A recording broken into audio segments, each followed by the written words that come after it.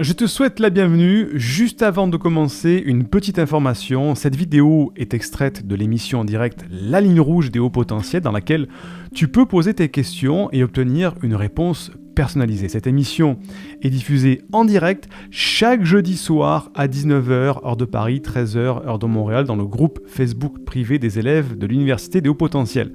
Si tu ne fais pas encore partie de ce groupe d'entraide et de bienveillance, tu peux y accéder en devenant élève de l'université. Pour cela, il te suffit juste de télécharger une première formation offerte dans le cadre de cette campagne de sensibilisation au haut potentiel. Le lien se trouve en description de cette vidéo ou en description du podcast. C'est tout simple, tu m'indiques à quelle adresse je dois t'envoyer la formation et tu la reçois tout de suite.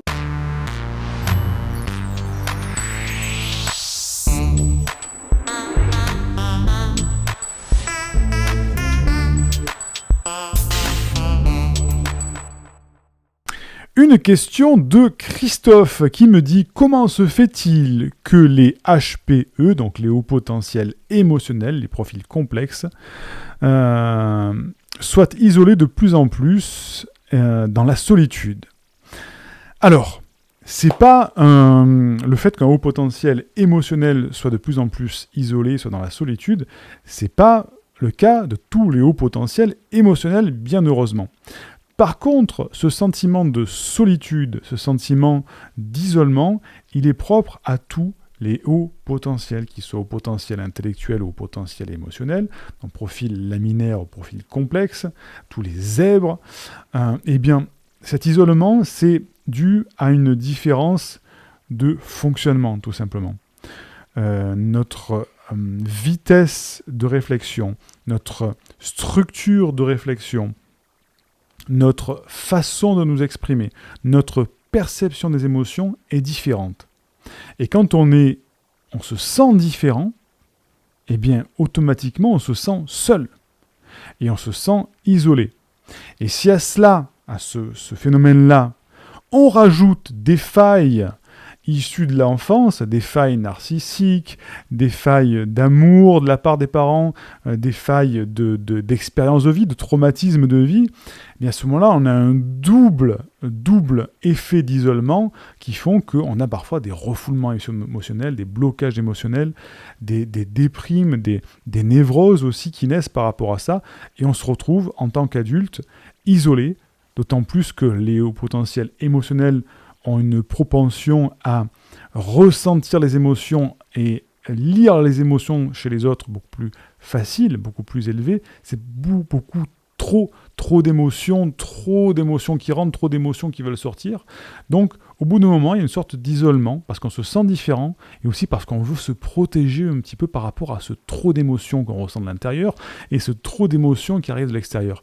Donc, on s'isole pour déjà ne plus avoir ce trop d'émotions sans arrêt qui submerge, qui noie en fait. Donc, il y a un isolement social parfois et il y a ce sentiment de différence qui est là par rapport aux autres. Comment faire, justement ?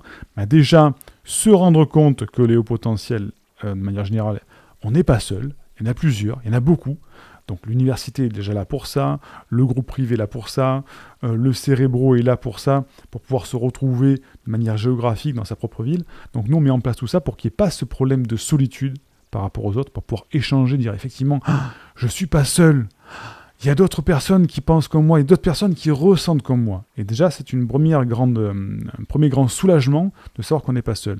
Et le deuxième soulagement, quand on se sent isolé, c'est de se dire, ok, j'ai une différence, comment je peux faire pour transformer cette différence de manière positive dans ma vie ? Qu'est-ce que je peux en faire de cette différence ? Est-ce que je peux m'apitoyer sur mon sort ? Est-ce que je peux subir ? Au contraire, est-ce que je peux transformer ça pour m'épanouir ? Et faire quelque chose de positif dans la vie.